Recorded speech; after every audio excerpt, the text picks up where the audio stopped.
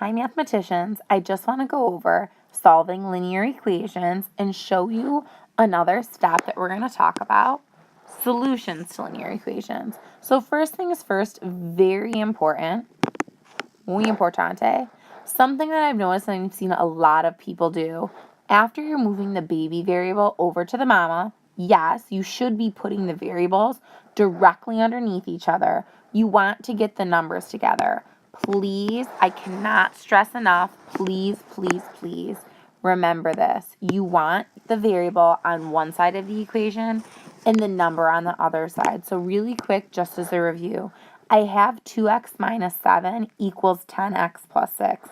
My first step, I'm going to draw my line. I need to bring my baby variable to my mama. So right now, that 2x is a positive 2x. I need to move it over to the other side with the inverse operation. Notice how I'm writing the 2x directly underneath it. I'm putting the subtraction sign in front. Watch as I put 2x underneath 10x, and I'm showing my operation. I'm going to draw my line. 2x minus 2x cancels. I'm left with negative 7 equals 10x minus 2x equals 8x. And I'm going to bring down my plus 6. This is where a lot of you guys are getting confused. Remember, I want variable on one side of my equation and the number on the other. Right now, my variable's already on the right side. Instead of moving that over to the left, I'm going to move this number 6, a positive 6, over to the left side. That way my numbers will be on the left side and my variables will be on the right side. So in order to move a positive 6, I need to subtract from both sides. I'm going to draw my line. Notice on the left side, this reads negative 7 minus 6. Remember, when your signs are when you're subtracting, negative 7 minus 6, you might have heard Mrs. Zip say, you keep change. Or remember, subtracting is the same as adding the opposite. An opposite of a positive number is a negative number. The opposite of a negative number is a positive number. So now I have negative 7 plus negative 6 gives me negative 13 equals plus 6 and negative 6 cancels. I'm left with 8x. Now I need to solve and get x alone. So what I'm going to have to do, right now it's 8 times x. The opposite or the inverse of multiplication is division. I'm going to divide each side by 8. And yes, my answer is a fraction. Guys, it's okay to have a fraction as your answer. My 8's are going to cancel. I'm left with x equals negative 13 over 8. Alright, so today we're going to talk about solutions to linear equations.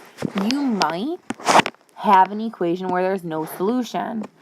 What this is going to look like, you'll not be able to solve for a variable because your variables will cancel out. If you don't have a variable to solve something for, there's no way you can have a solution. There's one solution. This is like our example from the last slide. When we get x equals y equals, and you get exactly one number for your variable. And today you guys are actually going to see equations where there's infinitely many solutions. That means both the linear equations on both sides of the equal sign are equivalent or equal to each other. All right, so our first example, we want to figure out what type of equation it is. In order to do that, I have to solve it to figure out if there's no solutions, one solution, or infinitely many. My first step, I'm going to draw my line. You should know by now what my next step is. I need to move the baby variable to the mama. So I'm going to move a negative 2/3 x to the other side. So I'm just going to go ahead and do this work. I'm just going to bring it over here. So this really reads as negative 2x plus 2/3 x. Okay. So negative 2 plus 2/3. I can put 2 over 1. Right now the denominators are different, so I have to multiply by 3. So I would really get negative 6x over 3 plus 2x over 3. That would really simplify to give me negative 4 over 3x. I'm just going to move that out of the way here so we can continue moving forward with our problem.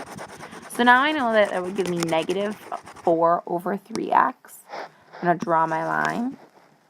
My negative 2/3 x and 2/3 x cancel. I'm left with 3 equals negative 4/3 x plus 5. Remember, at this point, I want numbers on one side. I want variables on the other. So now I have a plus 5. In order to move a plus 5, I need to subtract 5 from both sides. And yes, this is a subtract 5. Draw my line. My plus 5 minus 5 will cancel. 3 minus 5 is negative 2 equals negative 4 over 3x. Right now it's negative 4/3 x. Remember, negative 4/3 x means multiplication. In order to undo multiplication, I need to do division. So I need to divide each side by negative 4/3. I'm not dividing by x, or that means my variable would be moving to the other side. I'm going to divide by negative 4/3. All right. So right now, where we're at is negative 2 divided by negative 4/3. That looks confusing. I'm just going to write it going horizontally. Negative 2 divided by negative 4/3. Right now, that probably looks a little goofy. It looks unbalanced. I need to put negative 2 over 1. Remember, you cannot divide fractions. So we need to keep the first fraction the same, is negative 2 over 1. I need to change division to multiplication. And I need to flip negative 4/3 to become negative 3 over 4. Remember, when you multiply fractions, you need to multiply across.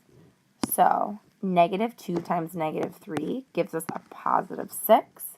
1 times 4 gives us 4. Something that I didn't talk about before, on Khan Academy, you need to put your answer in as a fraction. If you were to put in Khan Academy x equals 6 over 4, it's going to tell you that it needs to be in simplest form. Just by looking, they're both even numbers, so they can be divided by 2. So I would get x equals 3 over 2. So now I solved for x, but now we have to figure out, is this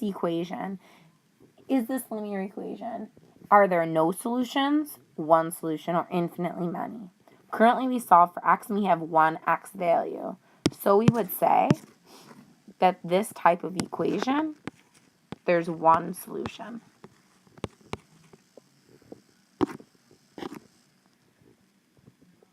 And this is the type of equations we're used to. Let's go ahead and take a look at the next example. I have 4 minus 3x equals negative 1x plus 4 minus 2. I know some of you guys have been getting a little confused. Notice how on the right side of my equal sign, I have 2 x's there. What I need to do before I do anything, I need to simplify this right side. So I have negative 1x and a minus 2x. I need to combine negative 1x and negative 2x is going to give me negative 3x. And I still have my plus 4. And I'm going to set it equal to 4 minus 3x. I just brought the left side down. Okay. So now let's go ahead and try to solve. So I'm going to draw my line. We're going to bring the baby x to the mama x. So I have negative 3x. I'm going to move it by adding 3x to both sides. Okay. My negative 3 and my positive 3 are going to cancel. I'm left with 4 equals 4. Wait a minute. That's true. I didn't necessarily solve for x, did I? Now remember, if you get an example like this, it's going to be where there's infinitely many solutions.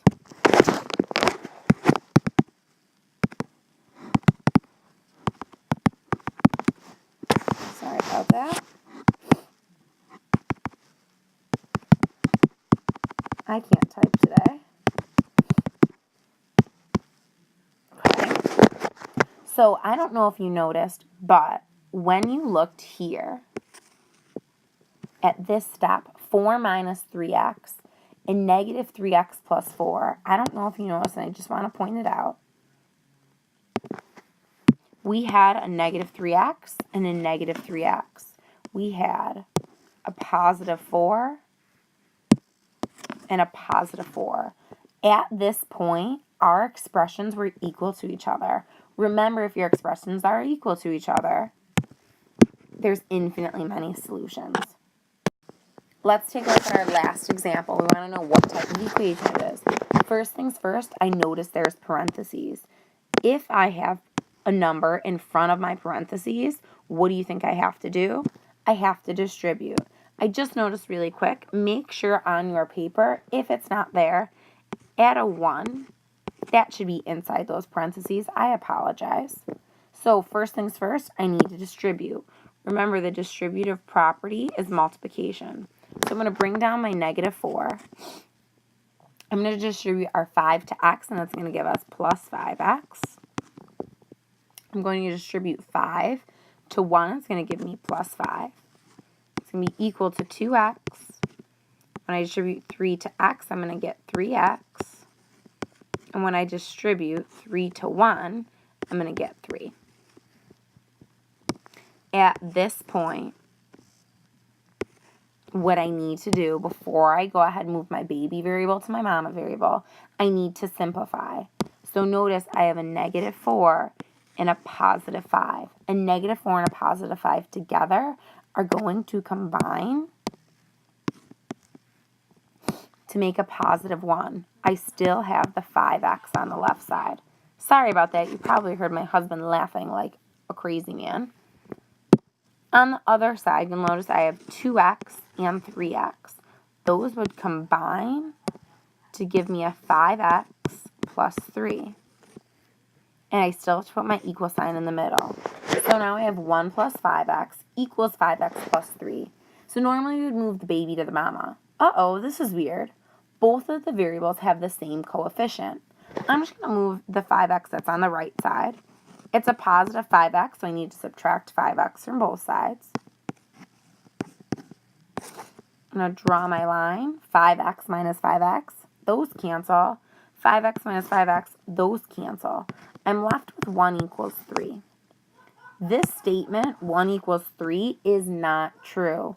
When you have cases like this where you have two numbers that it's in your equation, it says that they're supposed to be equal to each other, and they are not, the type of equation that you have, there are no solutions. So remember, when you go through and you're trying to figure out what type of solution there is, what type of equation it is, you need to actually solve for your variable. And then if you have two numbers that don't match up to each other, there's no solutions. If you get two numbers that do match up to each other, there's infinitely many. And if you get where you have x equals one specific number, there's only one solution. I hope this video helps. Make sure that you go back and watch it as often as you like and practice on Khan Academy.